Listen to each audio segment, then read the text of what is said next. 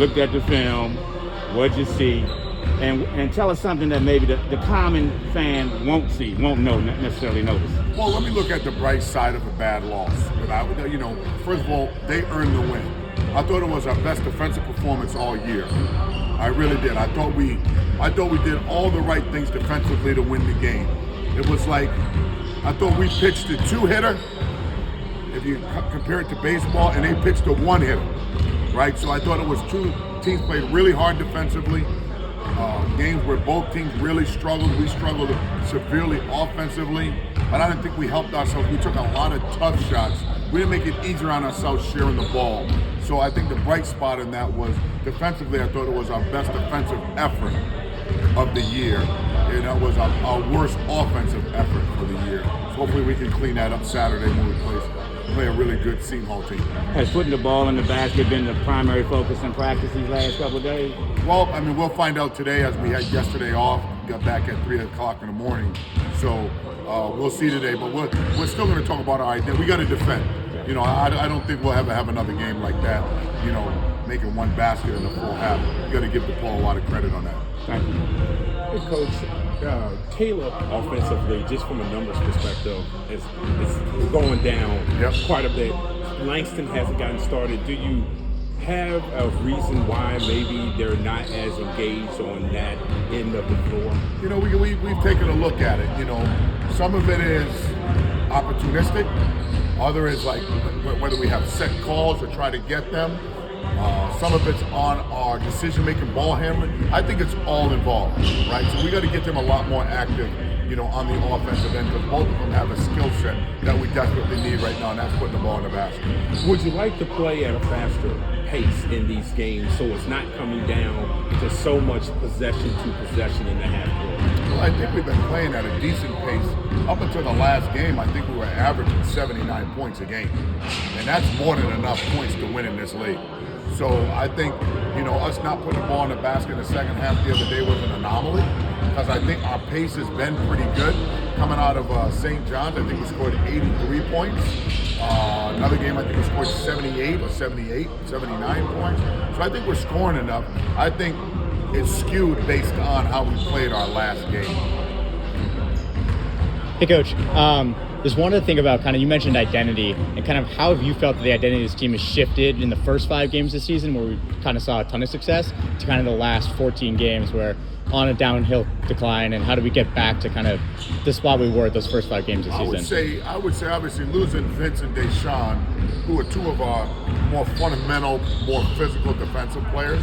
You had them the first part of that, the first 5 games or 6 games. Losing them, you had to re-identify, which I don't think we did a great job at, but we were in games, we're close enough in games to still have a defensive identity. Bring in Vince back, hopefully we can do that. His first game back with us, we gave up 56 points. So, again, it's an ebb and flow. It's an ebb and flow when you lose personnel, and hopefully we can continue to get better on the defensive end. Talking about adding personnel, Gabriel's been here for a little bit. How has he been in practice? Has medical been cleared? Any update on him? Big week for him today, so we'll have to make a decision what we're going to do with him this week, going into next week. So he'll have a good practice today. He's fully cleared. So now it's just a matter of where do we feel he fits in? How does he help us on both sides of the ball? But we're excited to have him for sure. Really excited to have him. And thinking about the backcourt, maybe difficulty in the last game, and how do you think about sharing the ball between KJ and Malik, and having them run the offense and having them step up as leaders in these next couple of games? No matter who has the ball, you got to do. What does the game tell you to do? It's just like a street sign. Red is stop. Yellow is, some caution there, right? Green is go. Read the signs. What does that tell you to do, right? And again, if you go through the stop sign, expect to get a ticket, right? And we went through a lot of stop signs the other day against DePaul, and we got a lot of tickets.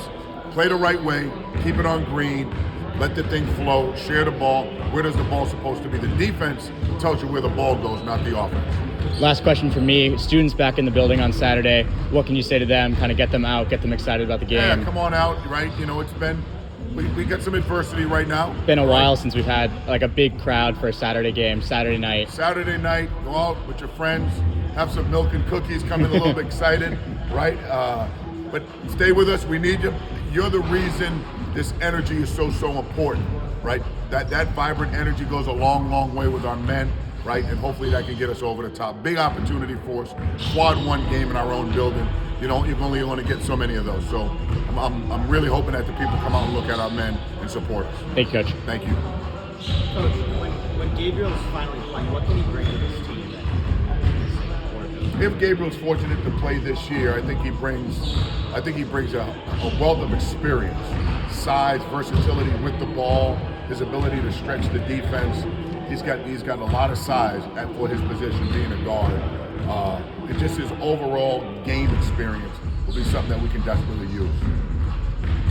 Did you guys like him already before the global game point? Or was that kind of period where you I think at the global games is where we saw him the most. You know, I know Coach Blaney and Coach Cooley did a really good job evaluating him prior to that, but it was more seeing it actually in person that really attracted us to him, for sure. Coach, talk about the challenge of incorporating a new guy, talented guy, but a new guy mid-season. He missed the summer, he missed the fall, Yeah. He's missed games. That's very challenging. It is really challenging, and as a coach, you want to be loyal to the men that have been here, put the work in. But at the end of the day, we all got a job to do. Win games, graduate student athletes. That's the number. And again, if we feel he's value add right now, we're going to use that value add regardless of how you feel or whatever. Right now, we're 15 games in, 9-6, 1-3 in the league. So people have had opportunity. If we feel we can bring something that is going to allow us to win a basketball game, that's my job, and I got to do what's right for the program, not every time what's right for an individual player. Thank you. Have you had a chance to look at Seton Hall and what to side? I have. Wow. I think they're the most connected team we've played. Will have played so far when you look at them on film. Probably one of the best defensive teams I think we would have played up to this point. They play with a chip, they play with energy, they play with toughness. I mean, they really epitomize their coach. I think Shy right now, if I had the coach of the year, national coach of the year, not just Big East coach of the year, I would vote him the national coach of the year based on where he was a year ago, where he was preseason picked this year, and getting his men to just play at such a connected pace has been really exciting to watch. I'm happy for him and his staff. Thank you. All right, guys. We'll see you in a bit.